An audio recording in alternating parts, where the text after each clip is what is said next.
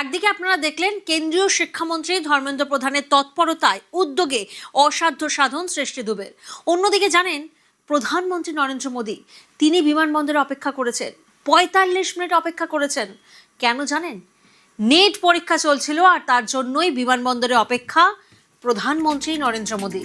মৈত্রীর প্রতিনিধি আমাদের সঙ্গে রয়েছেন এই মুহূর্তে। মৈত্রী, দেখো, প্রধানমন্ত্রী নরেন্দ্র মোদী তিনি কলকাতা থেকে দিল্লি ফেরেন বেলা দুপুর 1:15 নাগাদ, কিন্তু আজকে নিটের পরীক্ষা ছিল এবং দুটোই পরীক্ষা শুরু হওয়ার কথা। সেই কারণে প্রধানমন্ত্রী সাধারণভাবে যখন চলেন তখন এসপিজির গোটা রাস্তার কন্ট্রোল নিয়ে নেয়, রুট লেগে যায় এবং যানবাহন চলাচল নিষিদ্ধ হয়ে যায় সুরক্ষার খাতিরে।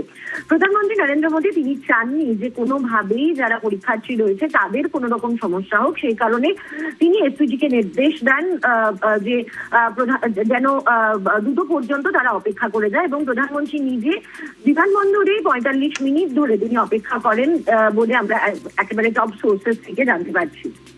বেশ।